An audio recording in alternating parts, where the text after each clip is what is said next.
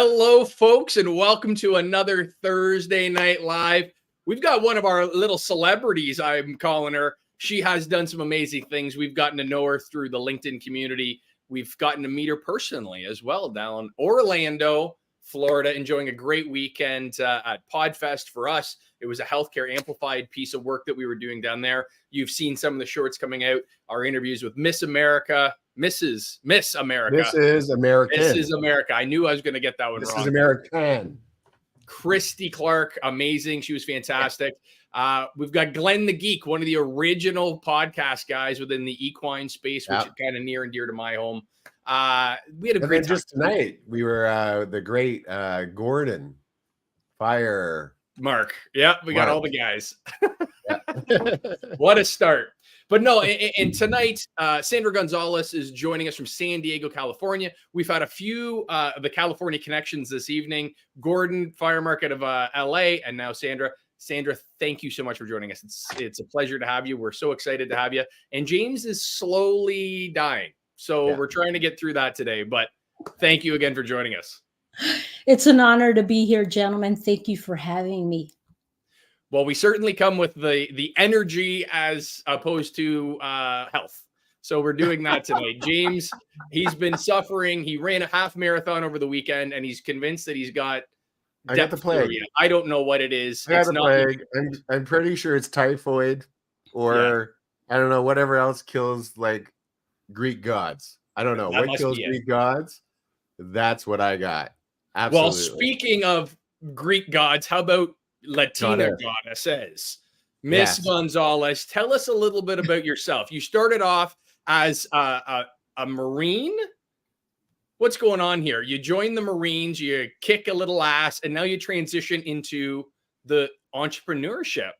Seems like, you know, you're getting yelled at one way, and then you're turning that around and you're motivating and driving that home for other people. Maybe tell me a little bit about your experience, first of all, in the military, and then how does that translate into the entrepreneurial experience that you have now? That beautiful introduction. Thank you, Patrick and James, for having me. So it's only appropriate that I introduce myself. My name is Sandra Gonzalez. I'm a retired Marine officer turned executive coach speaker. Now, I had the honor, the distinction of serving 20 years of honorable service as a U.S. Marine. Now, I guide and train high caliber entrepreneurs, C-suite leaders, business executives, veteran entrepreneurs to take command of any room they step into so they can magnetize opportunities for impact and growth. And how do I help them achieve this? I help them harness, I help them cultivate a high performance attitude. It's a state of mind. It's sexy confidence. Now, sexy confidence, let me be very clear. Sexy confidence is this attitude that enables you to master yourself so you can stay calm during stressful challenges and situations. And leaders now, more than ever, need to master ourselves so we can stay calm during stressful challenges and situations. So how did I make that transition, Patrick? You were asking from serving 20 years, of military service to becoming an entrepreneur. Well, lucky for me, earlier on in my career, I knew that I wanted to become an entrepreneur. And this is one of the things I share with other high caliber entrepreneurs is that life is dropping subtle hints. And the onus is on us to truly listen. That's cool. Because we can use those hints to catapult us forward. We can use those hints to create a life by design, not by default. And long story short, I was on the Home Shopping Network Live, and I was giving a live testimonial in front of 2.5 million people. And it was in that moment I realized, wait a minute, if this woman could brand herself, I can move forward and build my business. I can build my brand. So that's where everything started from. But great, Patrick. Yeah, no, I love that. And again, I think there's so many individuals, and especially we're Canadian, right? We don't do the same military service in regards to what the Americans do, and it's something that we've lacked in our patriotism for a long time. And it's when we go down to the States and you see individuals in fatigue in the uniform in the airport, and it's thank you for your service, thank you for your service, thank you for your service. That is such a beautiful patriotic sentiment that I think most countries around the world lack. And it's a beautiful thing. But when you walk through that door as a snotty-nosed little kid before you were sexy confident, and you walked in there, the military allowed you certain opportunities and certain skill sets that you needed to adapt to. When you take that experience from the military, you learn that regiment, you learn that process. How do you then pivot? How do you then expand on that and drive that sexy confidence that you talk about now, which I think is a fantastic moniker? That's a great way to explain that. Walk in the room and, it doesn't matter who's there. You're feeling good. You just own that environment. I love it. But how does the military take somebody? My experience with paramilitary organizations, they break you down a little bit and they rebuild you. And they rebuild you in a way that is going to offer you tools. Yes. Those tools, how does that work? What was your experience like? So, you're talking to a previous Marine Corps drill instructor. I was that drill instructor that trained over 500 women recruits for the rigors of combat. It's rigorous. It's strenuous for that reason. So this female recruit can become a basically trained Marine and survive in a hostile environment. Right. So I did, accompanied by 2 other female drill instructors, break her down to her core, and then train her. I mean, picture the biggest, Tasmanian devil you could possibly picture on you 24/7 for 3 months. It's not easy, but I knew as a drill instructor, the more I pour myself into this recruit, the more I hold them to a higher standard, the higher likability that they'll survive. Right. Survive and thrive in a hostile environment. So the military does give us so many skill sets. And, for entrepreneurs, for example, it's important to single out, okay, which skill sets really help me now as I transition from the military to becoming an online entrepreneur, right, which is my case, or as a speaker. And it's the leadership piece. It's so many facets of training, or personal and professional growth that we need to add to our tool belt as we refine our skill sets. Right. And one of the things that I realized that entrepreneurs need is sexy confidence. Now, sexy confidence, I grew up with a father who was assertive, a father who had command. My father always knew what he wanted, even though he was an immigrant to this country. Mm-hmm. It was my father who was a patriot. And he was the one that said, Mija, you need to join the military. Yeah. You need to serve this country. I love this country. And my father was a patriot. He loved what this country represented and the opportunities that it gave him. And I knew later on he was living vicariously through me, but I picked up on my dad's sexy confidence. And as I joined the military, I picked the Marine Corps, the few, the proud. And my first boss, Patrick, this somewhat answers your question, but my first boss was at the time Colonel James and Mattis. Now, James, Mad Dog, you're right. Mad Dog, Chaos, as they called him, became a general, 4-star general. And then later, he became the 26th U.S. Secretary of Defense. But as naive as I was 18 years old, surrounded by an infantry regiment. You're damn right I was intimidated. You're damn right I was scared. But it's in those scary moments you learn to cultivate the sexy confidence you need to, be the best. At the moment, I said, I need to work twice as hard as my male counterparts so I can earn the trust and respect. And this man had command presence. This man, when he spoke, everybody listened. When he gave a direct order, people execute, Marines executed. And one thing about General Mattis, he would always say, be respectful, be polite, but have a plan to kill everybody you meet. And he meant it. So I'm like, how? So every professional military man or woman that I came across had sexy confidence. And as I became an entrepreneur, meeting incredible entrepreneurs on a global scale, I've realized these leaders have cultivated sexy confidence. I think that's so important, Pat. I'm sorry. I think that's so important that how you describe sexy confidence as being assertive, being the person that is heard in the room, but also being polite. I think that is such a well-rounded thing, because you can be the most assertive person in the room, but then you end up being like Pat, who is an asshole, and everyone just hates, what he says. Terrible, really.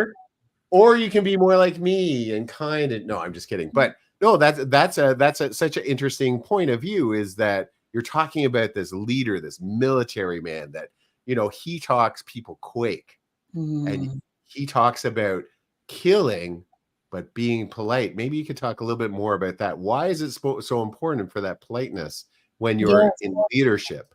And this is why I love coaching, mentoring leaders, because leaders have a moral responsibility. Right? They have this moral responsibility to themselves and society to lead with integrity. Right? So we must, as leaders, cultivate this sexy confidence and learn to stay calm despite challenging situations.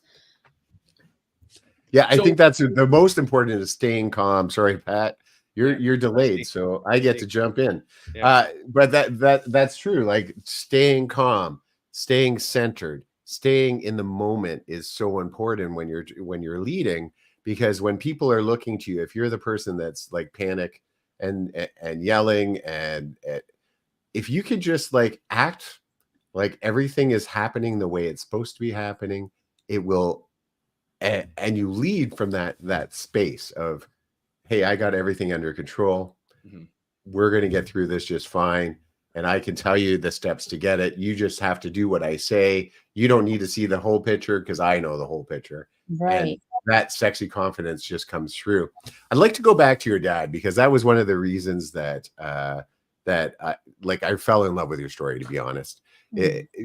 So Pat and I had these miracle fathers that were like giants among men. They had that sexy confidence. They were born with it. They just walked into a room and commanded presence, and everyone wanted to be around them and love them. I'm not feeling well. I'm so sorry. Rattled awake. Sure, Lonnie, that's what it is. Lonnie, I'm not feeling well at all. Anyway, so where was I going with this? Oh, and you talk about your father and how your father was a huge mentor in the beginning of your life. Maybe you could talk more about his story and how he became a mentor, because I don't think we often give enough credit to fathers, especially with young ladies. Mothers get all kinds of attention, but I don't know that fathers do. And your story about your dad, really, I resonated with that. Yeah, and as I hear you ask me that question, quite honestly, James, I'm getting choked up because, March 24th is going to be 3 years I lost my father. So sorry. And thank you. And this man, so the story about my dad, I went through a difficult divorce where I had to hire 4 attorneys. And this divorce it went on for like 3.5, almost 4 years. Wow. And I was mentally, emotionally, financially depleted trying to fight this complicated divorce case. In the midst of that, I find my father unconscious. And talk about added insult to injury. This is no way you ever want to find your dad. Yeah. But I remember when I found my father unconscious, I didn't, I stayed calm. I tend to be an optimistic person always. And, with mom's help, we picked up this 240-pound man. And we found him here in Tijuana, Mexico. I'm in San Diego, so Tijuana is like right across the border. But I refused to leave him in Mexico. So I drove him to San Diego, took him to the emergency room, and they were able to, my dad was dying on us. His oxygenation was at 33%. But I share this with you because we did subsequently lose him to COVID pneumonia. Wow. On March 24th. And it was, my father's demise taught me some of the greatest lessons in my life, that there's no losses. I didn't lose an ex-husband. I gained a valuable lesson. Right. I didn't lose a father. I'm grateful I had a father. This man who loved me unconditionally and would say, Mija, let him go. You don't need your ex-husband. Let go of your ego. You're intelligent. You got this. Right. Si se puede. You can do this.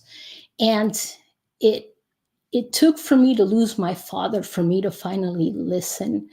And it was in that moment I realized, you know what? I just want to live. I want to live with peace. I don't want to live this way. I want to move forward. I want to learn to lubricate my mind and heart with peace. Wow. So losing my father was such a, it really shook me to my core, where you realize you need to make big changes. And I let my ex-husband go. I didn't ask for anything in return. I just wanted to have peace. But my father was always the critical, such a instrumental piece in my life. He gave me the sexy confidence I needed to endure challenging times with the toughest men that this country had to offer. And I'm so grateful I had a dad who loved me unconditionally. I think that's such a wildly timely story in regards to what I have. So I have a 14-year-old young lady who is my daughter, who she is a killer too. She's an athlete, all these sorts of things. And it's wild because I have sole custody of my daughter. It's a full-time job, being that dad and making sure that she's set up and put in these right positions. And it's funny because I look around at amazingly strong women that she's been privileged, and I do mean that, the women that she has been privileged to be encountered in her life, and they are extremely powerful and they are extremely strong, and they all have similar stories.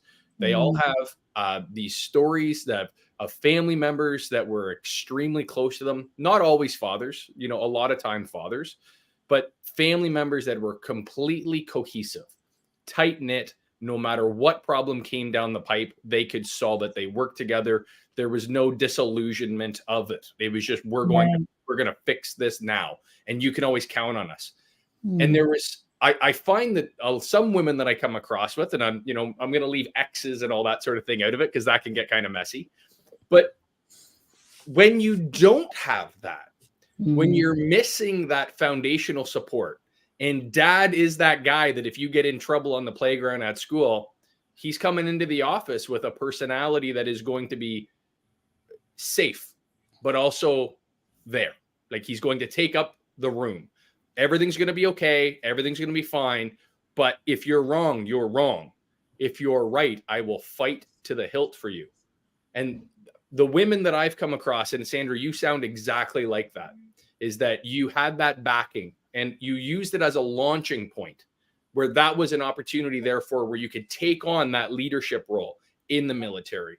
Like, I could only imagine, and I do want to get into some of your stories, but I could only imagine walking in. You're a very beautiful woman. You walk into an organization that is, well, what are the numbers? Is there 10% female? I would think closer to like 5. Yeah, we're definitely the minus one, as you know, with especially the Marine Corps. Yeah. We're the minority. 100%. 100%. Absolutely. So you walk in that organization and you are the minority. There is multiple dynamics at play, and you have to be the boss. You have to be the leader. That is a big ask for a 25-year-old, 27-year-old that's going out there and is now going to tackle that. How does your experience with your father, your family, your support network give you that confidence? Because that's what it is. It gives you that launching off point to be like, I got this. I'm fine. How does that work? How did it work in your case?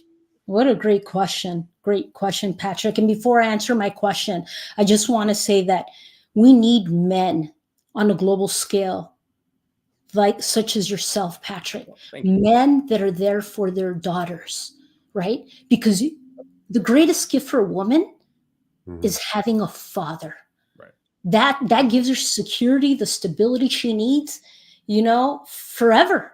Right. I think there's a big, sorry, I'm interrupting, but I think there's a huge misconception that mothers are what's needed. It's a whole family union. I think they need mothers and fathers.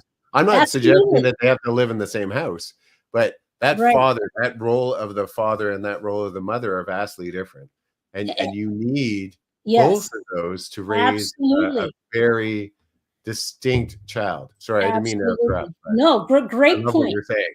Great point, James. And I have learned, I thought my masculinity was my superpower because, however, it was my masculinity that enabled me to be competitive, right? To sometimes outperform, these males that were so competitive.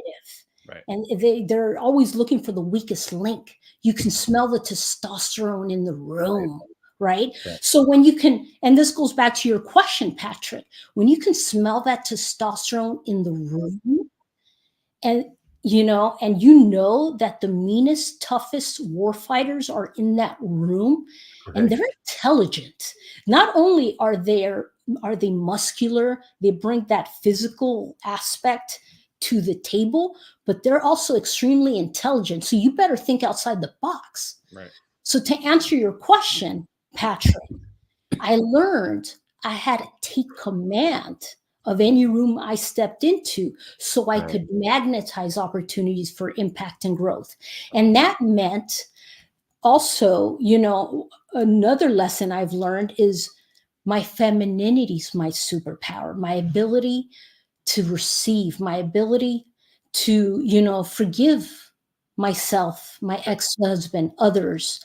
So it's this ability to combine those two so they serve us as leaders. So tell me about that. What is femininity in that perspective for you? Because again, we can all smell that room. Like as you're describing that, we all know what that looks like. The bravado, the ego, the drive, the hunger that I'm going to be. Especially the competitiveness. There's when there's a group of men in a room, there's a competitiveness that you can't explain. And anyone that's ever been in any sales job in your life, this. When that board number goes up in the corner and it's like, that James, right? Yeah, totally. But how does your femininity, by the definition that you'll use, how does that incorporate into what you need to achieve to draw that attention back to you to garner those opportunities and make them work?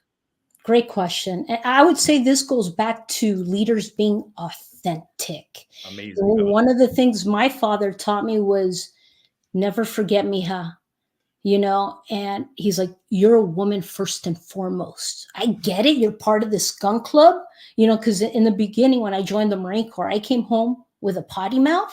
Let me tell you, he didn't like that too much. Yes. He was like, ¿Qué dijiste? Like, what did you say? And I was like, my dad was like General Mattis, so to speak. I grew up with a drill instructor. Yes.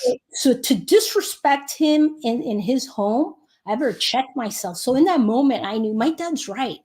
I need to be authentic. So when you take command of any room, it's learning to be comfortable in your own skin, because people can sniff out a fake in a heartbeat. And when you learn to be authentic, when you learn to be comfortable in your own skin and also know what you bring to the table. Like, I could do 10, 20 pull-ups, bring it. Why? Yeah.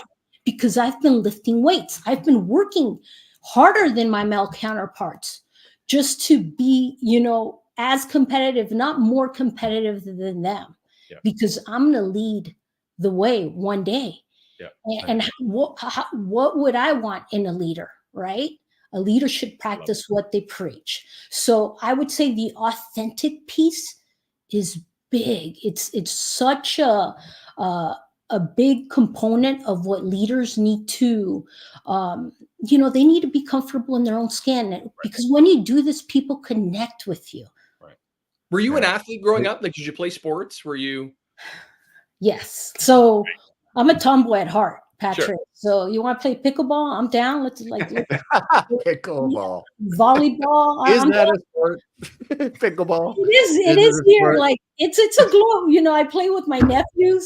Yeah. It's so fun. when I go work out at the Y, I see people play pickleball, and I just wonder if it's sport. That's all I'm saying. Fun. I'm not judging. Yeah. Just wondering. But I'm down for whatever sport. I could play whatever sport. Yeah. Yes, I grew up a tomboy, and I grew up, I grew up around my guy cousins, which really helped toughened me up. It toughened me up for what was forthcoming, and I didn't even know. But I still love sports, and and I'm actually in better shape now than when I was in the military. Why? Wow. Because as leaders, we must raise our high caliber standards. Right. I love that. That's a great way to put that too. Mm-hmm. So the questions that I have, again, is I'm raising a 14-year-old daughter on my own. Like, as a father, my daughter was a gymnast. She was, state level. We live in Canada, province level gymnast. She made, Ontario's province level, was competing at a very high level. And then she went a summer where she grew like 8 inches. Like, as far as gymnastics goes, your career's done. That's you're 5'10" now, almost 5'11". You're done. That's how that works. So she's now pivoted into contact sports. She's playing rugby. She's playing volleyball. She's playing these hard sports. And being a leader the whole time. Like, when she was in gymnastics, she was a leader. And then now that she's transitioned in, I'm sorry interrupting, but I love her too. Yeah. But now that she's transitioned in rugby and these other contact sports, she's still that leader piece. So she's a freshman in high school, and her team is going to the provincials for rugby, and she's been asked to play on the varsity team. So she's playing up 3 years ahead of her. So my question is, as dad, my daughter likely will never become a professional athlete. Love her to death. She's fantastic, but my goals are not for her to have, CTE. We're trying to avoid a brain and ears that look like cauliflowers, all that kind of thing, right? But the leadership component she will take forever. And one of the things that I appreciate more so in that is the confidence that you talk about, that sexy confidence, and how she deals with men, right? A big thing as a father for me is that I want her to be able to walk into any room, have that confidence, and also call out the assholes in the room, right? Identify them as well. Identify the assholes quickly, right? Yes. You're getting downrange, right? You're identifying threats. Yeah. So what would you say in your experience? I know you've got one asshole behind you, but and 2 in front of you right now. And 2 in front of you right now. How do you use that in the way that you identify relationships, like male relationships? What does that look like? Because you identify as sexy confident, you bring that to the table. Yes. There's pros and cons. As a female, you have that masculinity. you have that femininity, and you're marrying the two of those for appropriate relationships. Give a dad some advice because he's got a beautiful daughter and he doesn't know what to do. I see. And he has a boat. I didn't know where the question was going there for a minute, Patrick. Is it going to relationships? Is it going to help you as a dad? So I will tell you, I have, my oldest just got out of the Marine Corps. She's studying psychology in North Carolina. She served in the Marine Corps. My youngest is a junior at UCSD studying cognitive science. Now, both of my girls, I raised them, right? They played softball, soccer like mom. I played soccer and softball. Love sports. Yeah. But as far as your daughter's concerned, if dad fills up her love tank, don't be so worried so much about the assholes. She's got the assholes. Right. She's got the assholes, no doubt. Be worried about the man that will try to take her heart. Right? That's the one you should be worried about, because in that moment, she should know. My dad taught me how to fill up my love tank. I don't need external validation. Right. And that is sexy confidence. I'm so grateful. That is what my father gave me, the sexy confidence to understand my self-worth, the sexy confidence to trust myself unconditionally, even though sometimes I didn't know what to do in those moments. We have to pray, or, pray to God. You got to pray to God. Or when in doubt, sweat it out. So this is where the sports comes in. But for a dad, this is why it's so important that you fill up her love tank, because she'll always know, my dad's got my back. Right. And when the sexy man comes in her life, she'll trust herself and know, okay, this guy is not worthy of me. He's got a hidden agenda. Or this man, okay, he's a high caliber guy. Right. And he's ambitious and he's driven and he's working on his personal and professional growth. She's going to know. Why? Because you filled up her love tank. You were there guiding her every step of the way. And this never ends, Patrick. Right. You need to be there for her for the rest. Pat will always be there for her. Like his whole life mission has been this young lady. Everything he does, everything he breathes, everything he's done with me has been like in relation to this young woman. We don't do anything with Soaring Profits if it affects her in any way. Like we don't miss, like he doesn't miss a game, a practice, whatever. We have had meetings where he has been courtside because he's like, no, I need to be here for my daughter before I'm anywhere else.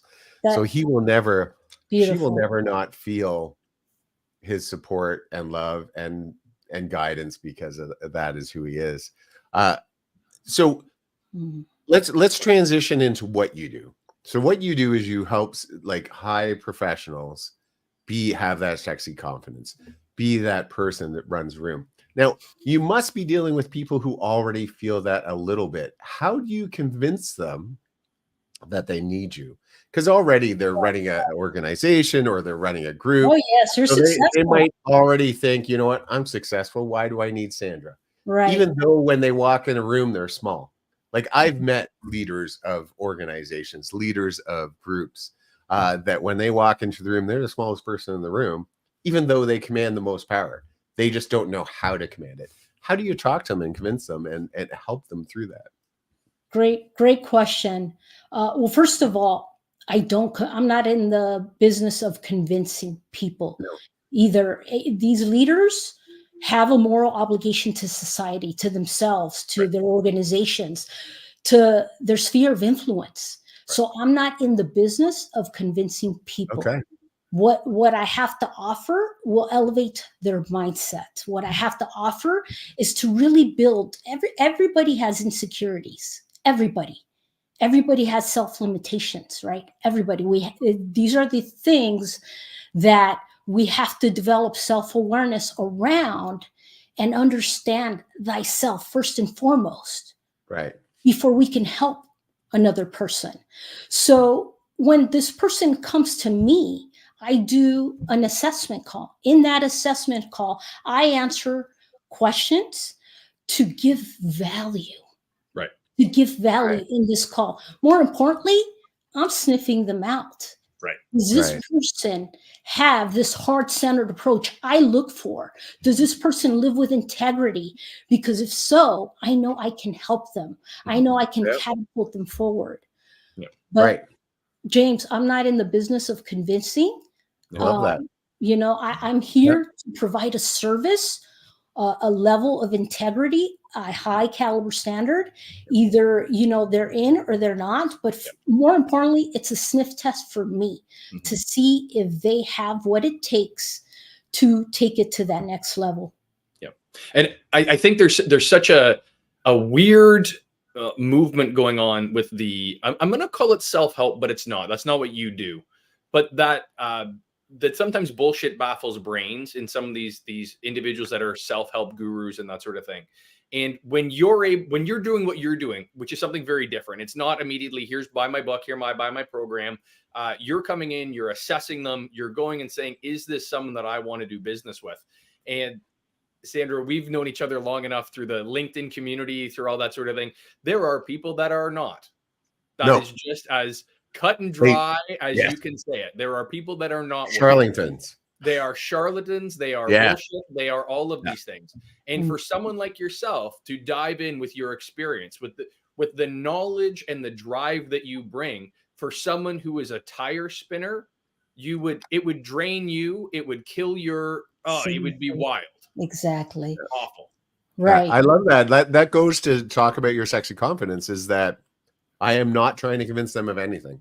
In fact, they're trying to convince me that I should work with them. Like, I love that about what you I can only work with a handful of leaders. I can only work with a handful of leaders. And, you know, God put me in this position for a reason. And it's our responsibility, you know, as leaders, to listen to what is calling at us, not what is clawing at us. Right. And although the ego does serve us sometimes, most people are like, you know, they live in fear. What are people going to think? And they compare themselves, or they're, you know, they feel like the imposter syndrome. I can go on and on and on. But this is why it's so important to cultivate the sexy confidence. They have to work for it. This requires work. Transformation requires work. And the sad thing is, people don't want to work for shit nowadays, and that they're not for me. I love that. And it is so true. It doesn't matter what you're doing. You can bring as much brilliance to the table. You can bring all of the talent. And again, this goes back to my daughter conversations. You can bring all the talent, but you're going to lose every day to hard work.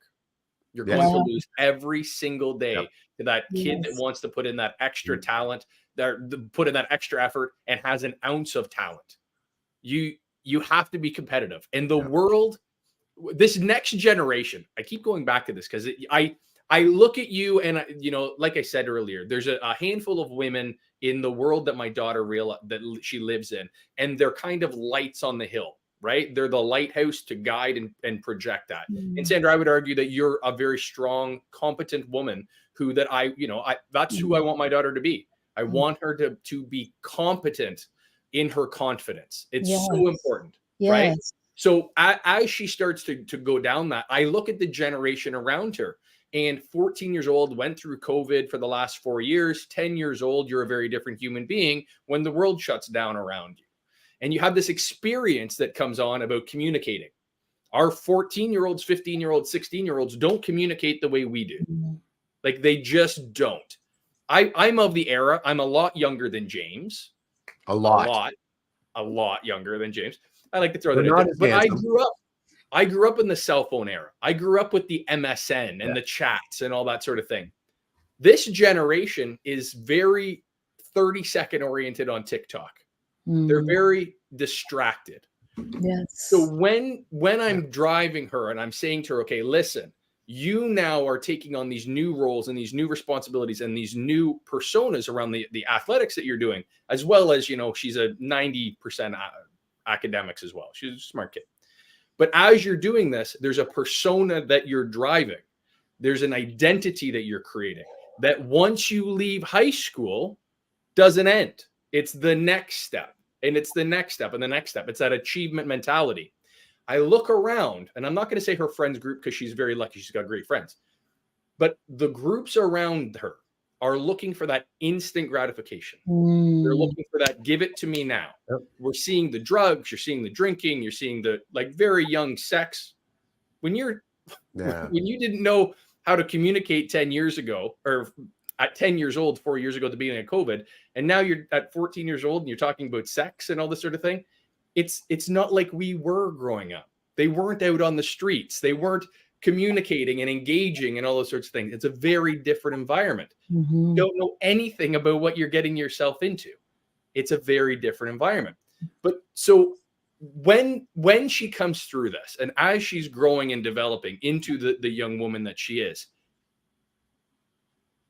social media, we're guilty of it at Soaring Profits. We do what we do on social media, but I think we drive a message, right? Yeah, but we have a positive message. Like ours is always about building yourself up and growing and personal growth. It's not about beauty products and gotcha. We never do gotcha. Gotcha really makes me angry. So sorry, I didn't mean to interrupt. No, but that's where I'm saying. So you're dealing with these high caliber professionals. Is that something that they've diverted away from? Are they limiting their screen time, for lack of a better word? Are they limiting their outside influences? What influences are they allowing in? Because again, they're inviting someone like yourself in, they're inviting an external stimulant into the process, but they're being cognizant of that exact stimulant that they want. They want that appropriate person coming through, as opposed to the list of TikTok people, right? How do your people that you're dealing with take a look at screen time? How do they look at those outside stimuluses? And what do you coach them with to manage that? Wow, great question. So, long question. We got around to it though. We did. I'm trying to get all the free shit for my daughter. Okay, I'm trying. I wasn't sure if it was a dissertation or a question, but I'm glad we got to a question. Would you, James? But you know what, Patrick? Today, yes. You're onto something. Whether it's young teenagers, adolescents, everybody, we were all affected by the global pandemic, right? And it really it shook us up. And there's more social anxiety. This is why I became a neurochange practitioner, because I've fallen in love with neuroscience. Mental health is on the rise. So depression, there's like so many people are mentally depressed now. Yeah. And, it's everywhere. It's everywhere. So for leaders, they have some of the similar problems where they have to learn how to silence distraction. They have to learn how to silence distraction. They have to learn how to safeguard their positivity. They have to learn how to focus on the vital few priorities that will help them move the needle in their life and business, not the trivial many. Right. So everybody's coming across these problems, but for leaders, it's so, again, because they're leading, it's important how they lead themselves. Why?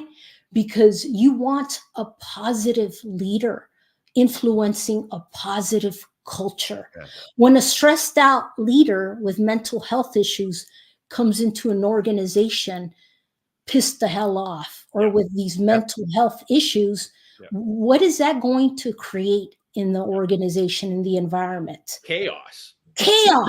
Yeah. It creates a ripple effect. It also amplifies the negativity in the room. It definitely amplifies the negative, and that's what becomes the focus as opposed to the positivity in the room. Exactly. So it comes down to whether you're an adolescent, whether you're a CEO, whether you're, just starting out, a veteran entrepreneur. it's our responsibility to, you know, cultivate the sexy confidence we need to master ourselves. We can't take control of external, we can't control external circumstances, right? Right. There's no way. The shit's just gonna happen. It However, does. It's how we, you react to it. yeah, it's how we react Yeah. to things that makes all the difference. And I hope this serves you. I hope this answers your question, Absolutely. Patrick. For sure. I think it does answer your question, but I during that point when you're answering it, you were talking about COVID and how it separated us, and I think that it was a culmination of what was happening in the world. Like we Mhm. have gotten away from community in such a terrible way, Yes, where it's yes. almost a bad thing to be part of community. Like when I was a kid, we had street picnics where we'd let off Beautiful. fireworks and we'd have like parties and family gatherings, and now we're just so much in the me world Right. that we divide more than we bring together. And a lot of that's what we were talking about in the social media. The gotcha stuff is division. It's Yeah. about pushing people and making them look bad. You know, the amount of times that I see a video of someone who is suffering from mental health having a freak out, and everyone watching that and laughing and making fun and Mhm. jokes. And it's the same person that is making jokes and sharing that video that next week will go, oh, I'm going to put up my picture saying that I'm for mental health. You Right. can't be for mental health and then abuse mental health. Mm, You can't do both. So right. we have to get back to a point where we have community again, where Absolutely. we all band together. And now, so when you are talking about leadership, you're talking about that sexy confidence, but you're also talking about it in a way of kindness, like you said. Mhm. Do you teach building community? And if so, how do you do that? Yes, yes. So, such a beautiful question. So, as a leader, I have found that one of the most important things entrepreneurs, specifically entrepreneurs, need is to build strategic alliances. We can't do this alone. There's no way. You know, we have to connect with others, whether it's getting a mentor, a coach, a team. Find your like-minded tribe. And you know, I'm so glad we met in Orlando. I was so happy to connect with you guys. And you know, it's about that, the connection, giving you guys a Totally. hug.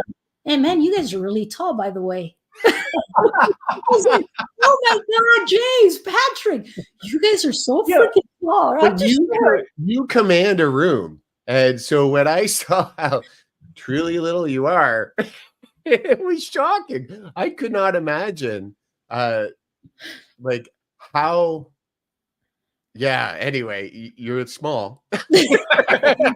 Yes. But also this huge, Mhm. beautiful personality. Yes. So yes, it was very nice meeting you in person Thank and you. getting those I hugs was loved it. amazing.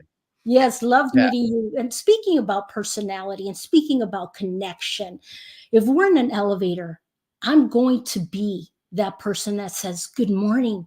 How's your Yes. day? It doesn't Yes. matter if it's 4 or 5 o'clock in the morning. And I've noticed this because every morning I go to the gym. I wake up at 4. I actually wake up earlier than when I was in the military. Why? Because I refuse to give into complacency. Why? Because time is of the essence. Why? Because I love waking up excited for life, my business, the people I'm connecting. Yes. You know, this Thursday morning, I jumped in an elevator, and of course, I'm like, I'm going to be the first one.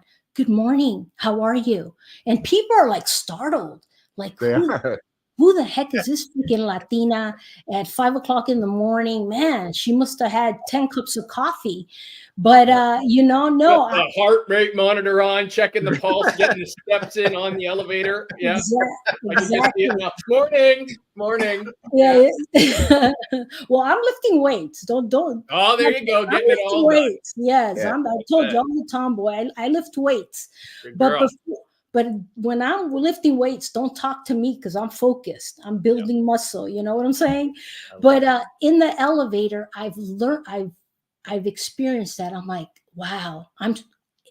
It's our responsibility to connect with others. Be the change. Be the change that the world, you want to see in the world. Yeah, no, I think that's totally true. Like as I move throughout the world, I make special note of saying hi and trying to share in experiences with the people around me. You guys gave me a big hug, and I was like, "Oh, my brothers from another." I'm like, "Yes." We were excited to see you because it was so fun to finally put like a body to the face, I guess, because we've chatted a lot and I've seen you a lot and we've crossed, but to see you in person, to sit down and have a drink with you, that was quite an amazing time. But what I was getting at is that I think it's important that while we're going through life, like in the elevator or like in the shopping mall, where you say, "Hey, how's it going? I really like that scarf," or, you know, you never know the effect you might have on someone just by noticing they exist in the world. Because not everyone, like we, all three of us, carry a big stick. We're noticed wherever we go. I know we are just because of who we are, but there's people that are never noticed and they feel like they aren't seen. And if you take that moment as being the people that we are to say, "Hey, how you doing? Gosh, I really like that scarf," or "Wow, you're a great singer," or whatever it is, it goes a long way. And it's about that community. Community to me is the most important thing you can be a part of.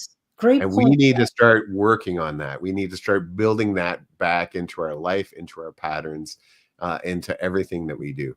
We really need to start doing it.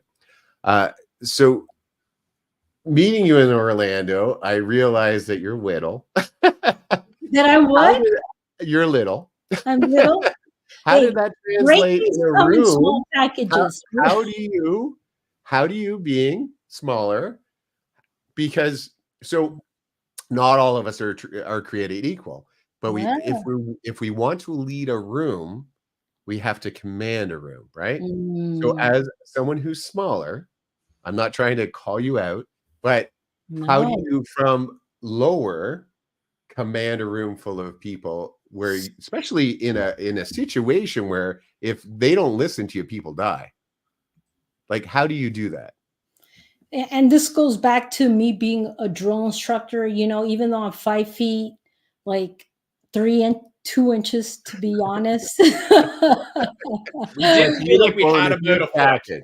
I'm not making fun because you are a gorgeous woman and you're strong and commanding. Yes, but it just would be harder. So I learned something very important. I learned to project my voice, and I realized how your voice is powerful. I also learned, you know, it's one of the things that I help leaders with, how to master your executive presence. Our body language, right? Our nonverbal communication, it's like 93% of how we communicate. So people can automatically see, like if I walked in the room and I was like, "Oh, hi, James. Hi, Patrick." Hell no. I was like, I made myself bigger.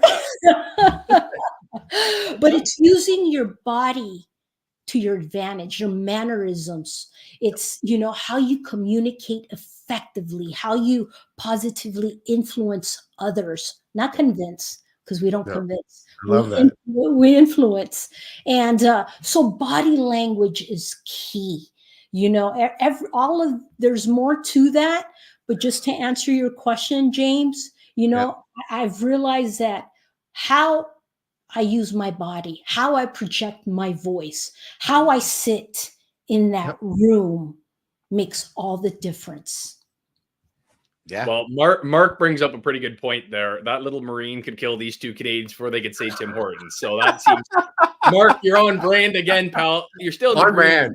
Absolutely. There wasn't a doubt in my mind that I was, And we were in trouble. I knew she's a beautiful young lady, and we weren't inferior, but it is absolutely true. I want to bring this up. Beautiful young ladies. Speaking of. Yeah, let me get this out of the way first. This is your website, beautifully done. You're speaking. Tell me a little bit about your one-to-one coaching and your retreat, which unfortunately I'm going to be in South Carolina, or James and I, we're probably maybe jumping in on something like that. It sounds pretty fantastic. That'd be cool. Yes. So my this is my third empowerment retreat in Mexico. This actually takes place in Playa del Carmen from May 17th to May 20th. And why do I host these empowerment retreats? Because stressed out leaders need to relax. They need to rejuvenate. They need to reinvigorate themselves. They need to place their brain in a relaxed atmosphere with other like-minded high caliber entrepreneurs that get them. And what happens is you brainstorm, you generate ideas, you walk away empowered because you're building these strategic alliances with leaders that get you, and nothing better than that. So just the way leaders need to create a positive environment, that's what I have done for leaders. Is I've created an incredible environment where they can leave, with the sexy confidence they need to scale their businesses, to lead others with a heart-centered approach. I love it. And again, you bring so much to the table. And again, everyone that's watched this today, you have a confidence, you have a beauty, you have a personality. There is so much more to you than just, the 5'2" powerhouse. Like you're this the complete package. And again, I've said about this earlier. There's people in your life that you can look at as guiding lights, and whatever that means, right? They can be leaders in your world. They can be mentors. They can be coaches. They can be whatever you want to call them. But Sandra continues to be that person that I have seen over and over and over again. I watched her interact in Orlando with people. She led. I watched her in the LinkedIn community. Everywhere she went, she was highly regarded, character type person, leader, everywhere she goes.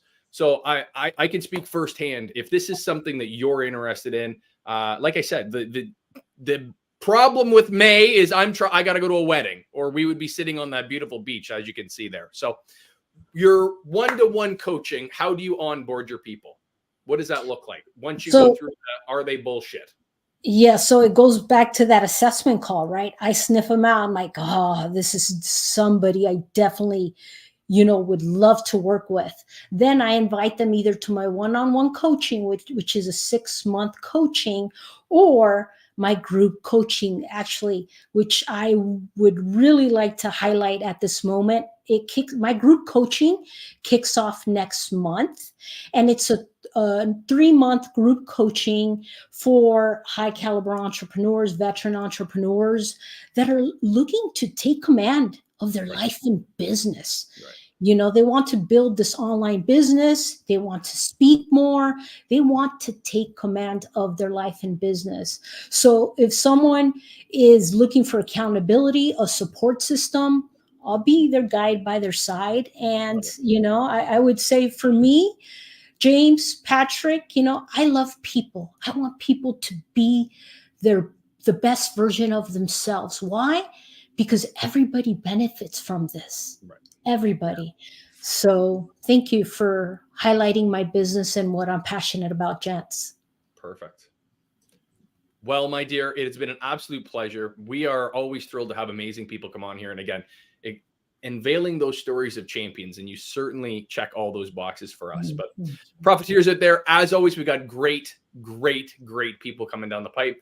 James is away next week. He's going to be where are you going, buddy? You gonna go sit on the beach somewhere for a little while? Going to Cuba. He's gonna go sit down there and learn a little Spanish. We'll actually figure out. I'm going to try to learn Spanish. In fact, I've been trying to learn Spanish already. We're working on that. But from me, folks, as always, Miss Gonzalez, it's a pleasure. Let's make some money together, folks. I don't know why it's not switching, but whatever. It's probably because Pat's trying to do it at the same time as me. I wasn't. No, I don't know. Anyway, thank you so much for coming on our show. When I first saw you a long time ago, I loved everything you were talking about. I love that confidence that you just bring to a room. I think you're an incredible leader. And I think I always say when you're looking for a mentor, whether it's knitting, whether it's in sales, you go for the person that lived it, and you are that person. You know, you command it, you led, you know how to do it, you know how to break it down so people can learn it.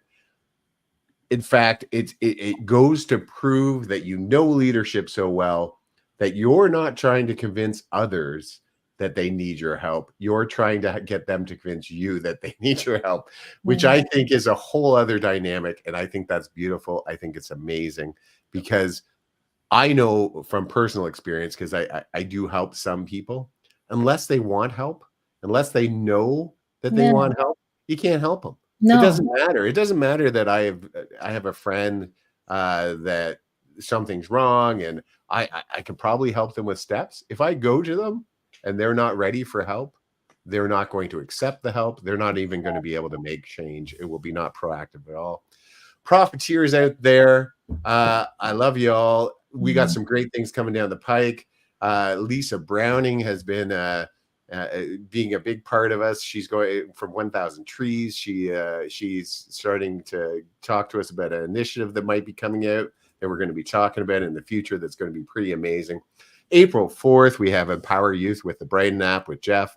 It's going to be incredible. It's all about Gen Zs and all the amazing things that they do. As you saw, just this week, we had Louise on financial fitness, a young man, an entrepreneur, and just a genius. It's great that they're taking the time to highlight these people, but they're also, through this Brighton app, helping with the mental health piece that we just talked about being so important. So keep an eye on us. We're going to do some new in-person interviews, just like we did in Orlando with Healthcare Amplified. And we're very excited to show you the things. Sandra, once again, thank you so much for coming on. I love everything you do. You're a beautiful young lady. I was so happy to meet you back down in Orlando. And I know that we are going to have more things happen in the future. Thank you so much. Profiteers out there, let's heal our minds, bodies, and souls together. Sandra, here you are. Here's your moment to shine. What are you going to tell? What advice, what piece of advice can you give our profiteers out there for the future? Well, this comes up for me, so I'm just going to share it. Leadership is not taught. Leadership is caught. I love it. And as leaders, be that positive, influential force somebody, that somebody needs at that moment. Learn how to self-motivate, learn how to believe in yourself, and take command of any room you step into so you can magnetize opportunities for impact and growth. Thank you, gentlemen. And do it being sexy, confident. I love that. That was great. Nice job, Sandra, as always.